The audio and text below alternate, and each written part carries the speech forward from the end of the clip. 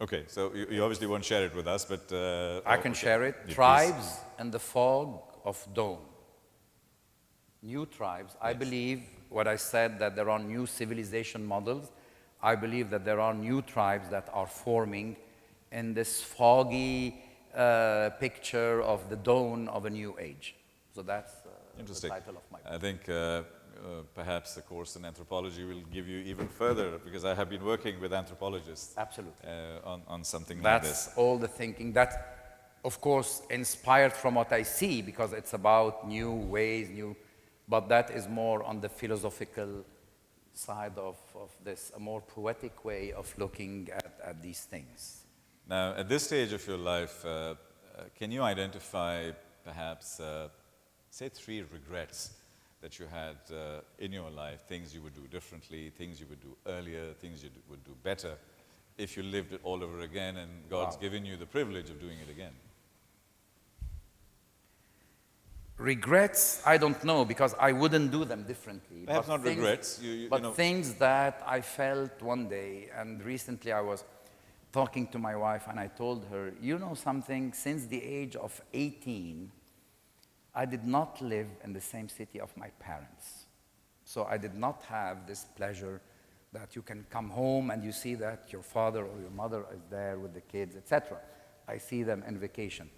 And this has been something, I'm feeling this now. Why? Because my kids, who were much more younger and completely hooked to me, now I have to negotiate to get some time from my 23-year-old son and my 21-year-old girl. I have to feel it. So I felt, and then I remembered, so, oh my God, what my father and mother have felt, having their only son.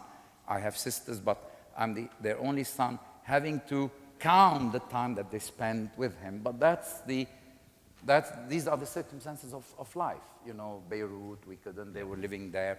So, but that would be something, that is always something where I feel I missed it. I missed something in that. Right. Not because I decided, not because I could do something differently, but that is a regret.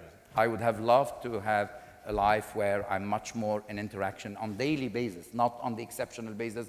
You're going on a vacation, they see your kids on a vacation, which is not the... So that is one regret. That's part of the journey. There are some people that I would have, and now as an executive, there are some people where I would have come to the conclusion that I should have let them go much earlier. I would have done that. And there are some people where it took me time to be convinced, where I should have bet on them, and that is as well a regret, that should I have identified, maybe I should have made the effort, my analytics, see that this guy, we can take the bet on that he can go to the next level earlier. So these are the two. On the professional side, again related to... But you've nurtured a lot of people throughout your life, and you've empowered people, and they've become important people in their lives. Even as your kind assistant told me, Tamer Hosni now become a big music star. But that is his talent. I mean, Tamer Hosni, we just sponsored him a little bit in the beginning. Yes. But that was out, honestly, I don't... No, I can give another example. 16 people that worked for me became CEOs of operations from Canada to Korea to Bangladesh to Russia, Algeria, Tunis, Egypt, Jordan, Iraq, etc., etc., etc. That is the thing I'm probably, after the picture that you very kindly showed of my family, because that is my real wealth in life. The second thing is the Do story, the Moby Neal story, and these people who just say, this was a school. That is something that I really, really can pride myself of. Amazing. And the final element of this whole journey, I'd like you to indulge us a little bit. Can we have the music? This is one of your favorite musicians, Kulthum, And we'd like to play this music in the background while I ask you the final question. We spoke about technology. I actually worked in a science research lab, and we were working on time travel many years ago. So imagine we're in a capsule. Capsule. A time capsule, a little bit like Star Trek. And we're transporting you and all of us to the year 2040. It's a big capsule. It's a very big capsule. It's a ship. It's a big ship. It's a big capsule. Good. We are in the year 2040. 2040. 2040, 37 years from now. We are celebrating your 80-something birthday. What will we be celebrating then, 37, 38 years from now? Apart from the music will still be there.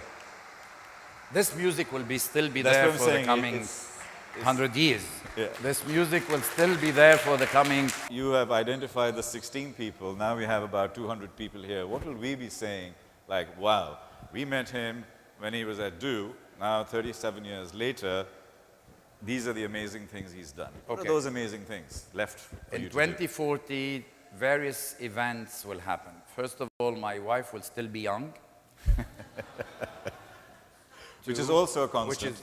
Which is a constant, and I think that she's getting younger by the day. The second thing that will happen, I hope, if I'm blessed, I'll be surrounded by all my children and their children, etc. And that what we'll be celebrating, you know, because we never, in this revolution with factories, R&D, we never invented technology or we never developed technology. We bought and used technology. I believe strongly that the digital age is a great opportunity. We will not catch up on all these R&D and factories that made the glory of the industrial age. Fine, if we can catch up a little bit and exist on the digital age, that would be great. And here, two sentences that struck me, talking about the same environment.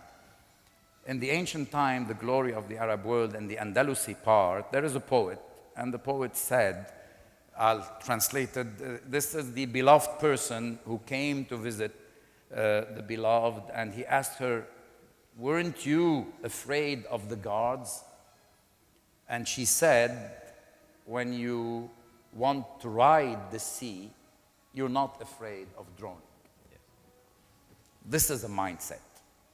فسألتها يا خير زائرة أما خشيت من الحراس في الطرق فأجابتني ودمع العين يسبقها من يركب البحر لا يخشى من الغرق.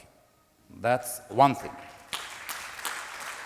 Years after, in the era of the depression of a poet very passionate for the Arab world, and not any poet, Nizar Qabbani, in one of his famous songs, still the same, said, if I knew that the sea was so deep, I would never sail. لو أني أعرف أن البحر عميق جدا ما أبحر. These two things, so if in this digital age I can contribute that we have the mindset of trying it, even if we try, we fail, and we repeat, then I would have celebrate that I contributed in doing something. Ladies and gentlemen. Thank you. Ladies and gentlemen, we have a poet, philosopher, business leader, a leader of people, an inspiration to all of us. Thank you so much. I feel and a genuine business humbled icon. of having. Thank you. Thank you for opening your heart and sharing so deeply, and I'm sure everybody appreciates that. We now have 10 to 15 minutes of Q&A. Are there any burning questions that I may have missed? Please, sir. I know that that's Ali, yes, isn't it? It is. Yes, Ali. Welcome. Pleasure listening to you. I think the title, Storyteller, bodes very well. An hour and a half without having the chance to check the BlackBerry in your presence, that in itself is quite a testament. I feel flattered by this. Thank you very much. And I really enjoyed listening to you. I stepped out for a few seconds. My name is Ali Borhani. I run a consultancy firm in Dubai after having left the corporate world and not thinking about how deep the waters are. and we play the role of a small shark with the incumbents, keeping them on their toe to move around a little bit. But if I missed the point, I apologize, but who were your key mentors? And crossing these borders, what was the role of mentorship in your life? And how these mentors stayed, are still in your life? I'm sure family plays a big role, but above and beyond that. And my second question is, you talk a lot about adding life to life. And I still, having lived in this wonderful, magnificent country after moving from North America for 7 years, fail to see a meaningful SMS coming to me. It's all solicitation by all the operators. Swipe it, 20%, 10%. And we're in a society and in a region that, for instance, obesity and diabetes, traffic accidents, how can we move from content point of view, from your lens, to something more meaningful to shape the day-to-day life of all of us? Thank you very much. Would you be surprised if I tell you that my first mentor is my father? And we learn more than the things in the little things of life. Would you believe if I tell you, you learn intuitively governance? Let me give you a small example.